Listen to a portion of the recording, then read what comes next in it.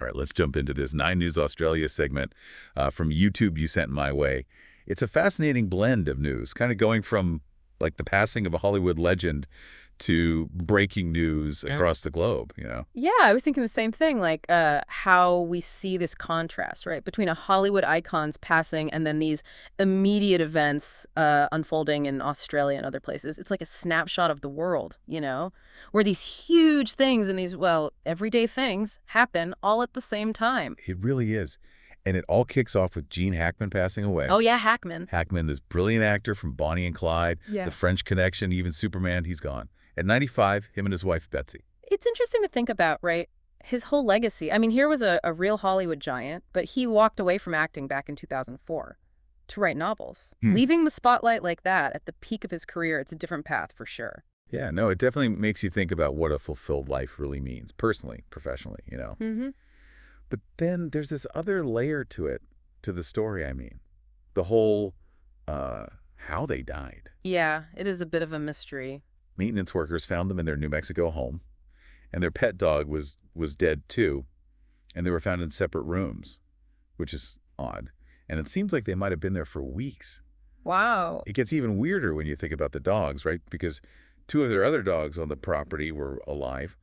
The surviving family thinks it might be carbon monoxide poisoning. But, I mean, like the news anchor said, it's all very sad and strange, especially with the Oscars being so close. Yeah, it makes you think, will this, cast a shadow over the whole ceremony? I mean, Hackman won an Oscar himself. How do you think the Academy will handle it, acknowledge his passing during the event? That's a good question. I wonder if they'll do a whole segment, dedicated to him. Or maybe, work a tribute into the in memoriam part. That would be fitting. I mean, he did so much for cinema. But then the segment just shifts. Goes from Hollywood and this morning to breaking news, all from Australia. And that's what's so good about this news segment. It's like this reminder that while we're focused on the celebrity world and, big names passing, life just keeps going, For sure. Suddenly, we're in Burke, New South Wales. A teenager was killed in a car chase. Geez, it reminds you how fragile life is, even when things seem so normal. And then, boom, we're in two-gun Queensland. A man's in custody after this crazy car ramming incident. Apparently, a woman was taken, at knife point before it happened. Pretty scary stuff. Yeah, for sure. These stories feel so real, so close to home. It highlights just how unpredictable life is, how fast things can change. It's almost like the segment is saying, hey, look past the headlines. Think about the real people in these stories. The teenager, the woman, the families dealing with all this. It's real. Yeah. It's easy to get lost in the sensationalism of breaking news. It's important to remember there are real people behind all of it. And it's amazing the variety of things happening at any given moment, right? We go from these car chases and kidnappings to a guy in Sydney arrested after crashing into multiple cars, all because he failed a drug test. Don't forget that attempted carjacking spree in Melbourne caught on CCTV. That footage must be intense. Yeah, it really shows how unpredictable and, dangerous the world can be. But what's really fascinating is how it puts all this local Australian news next to international stuff. It's trying to capture what's happening globally all in this one day. Yeah, you're right. It reminds us that we're all part of this bigger story, a global story, all these things happening at the same time. The segment definitely wants to show that connection. It's like we zoom out, Yeah. from those close-ups of the local stuff to this wide shot of the world. President Trump meeting the British Prime Minister talks about the conflict in Ukraine. It's a lot. And that's what makes it so interesting. You've got the immediacy, the rawness of these breaking news things, and then you're reminded of these bigger things, like geopolitical stuff, shaping the world around us. Yeah. What really got me was the coverage of Trump trying to broker peace between Russia and Ukraine. Such a complicated issue with so much at stake. What do you think of his comments about maybe meeting with Putin? It's really interesting how the segment shows the whole dance of international diplomacy. On one hand, you have these leaders, right?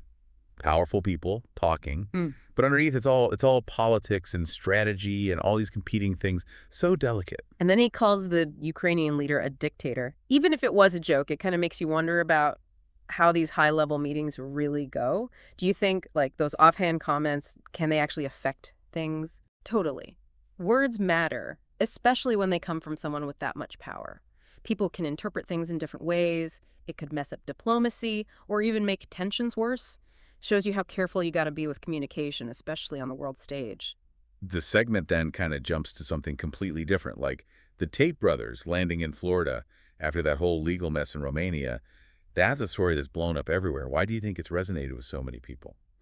Maybe because they're like these guys who just don't follow the rules, The fancy lifestyle, what they say, the legal battles. Hmm. It's fascinating and it's controversial. Real life drama unfolding in front of us. It really is like a headline come to life. And speaking of captivating stories, there's the Chinese warship thing happening off the coast of Australia. Sounds like something out of a spy movie. I thought it was crazy that the airlines had no clue where the warships were at first. Like they were worried about safety with these military drills going on, but no one told them anything. The defense minister had to step in to make sure they were safe. It makes you think about, like, transparency and communication, especially when it comes to military stuff, which can be sensitive. Do you think there's a way to balance national security and keeping the public informed? Oh, for sure. It's a tough balance to strike. Government's got to protect people, but they also have to be open and accountable. Stuff like this, it shows how things can go wrong when communication breaks down. Definitely a reminder that even though the world feels more connected, there are still these gaps in, like, information and communication, and it can have real consequences. But this whole segment, it throws so many different stories together. Celebrity deaths, local crime, international stuff, military stuff. It's kind of overwhelming. And that's kind of the point, isn't it? It reflects how we take in information these days, in the digital age. Headlines, little bits of news, viral stuff from all over the place. All the time. It's a lot to process. It makes you wonder how we're even supposed to make sense of it all. How do we filter out the noise and find what's actually meaningful in all this information? Do you think news programs like this, do they help us make sense of the world? Or do they just add to the chaos?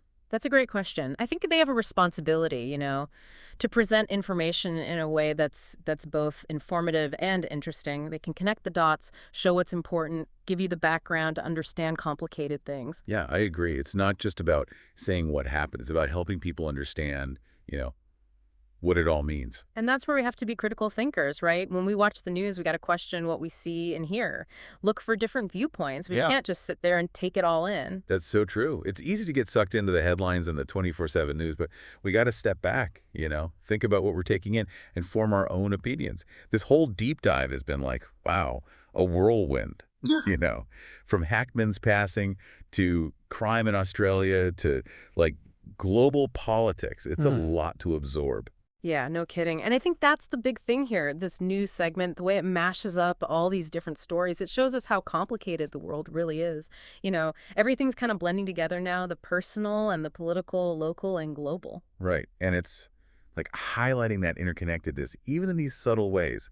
We start with Hackman, a Hollywood story, but then it expands outward, like touching on the Oscars, Ukraine, even the Chinese warship thing. It's like a domino effect almost. And that effect, I think, it says something about how we experience things now in the digital age. We're always getting hit with information, and we got to figure out how it all connects, the patterns, what it could mean. Yeah, it's like we're being pushed to be more than just, like, viewers of the news. We got to actively engage with it, be critical, form our own opinions. And maybe the most important thing is remembering that these stories, whether it's a famous actor or a kid in a car chase, they're about real people. Every headline, there's a whole human story there. Happy, sad, everything. So true. It's easy to forget that with all these headlines, but they affect people, families, communities, real impact. This news segment, I think it encourages us to look deeper, see the human side of these events. The world is messy, full of contradictions, and you never know what's going to happen next. So as we wrap this up, this look at Gene Hackman's final act and all this breaking news, it makes me wonder, how does seeing all this stuff, celebrity deaths, local incidents, how does it change how we see the world and ourselves in it? What do you think? That's a deep question. I think it reminds us that life is fragile, that everything's connected, and that we got to be thoughtful and care about what's happening around us. It's a call to action almost. Be informed, be critical, be engaged. I like that. Like that. And with that, we'll leave you with this. In a world where information's always flowing and things happen so fast, it's more important than ever to be curious, to think for yourself, and to have empathy. Keep being curious, stay informed, and keep diving deep.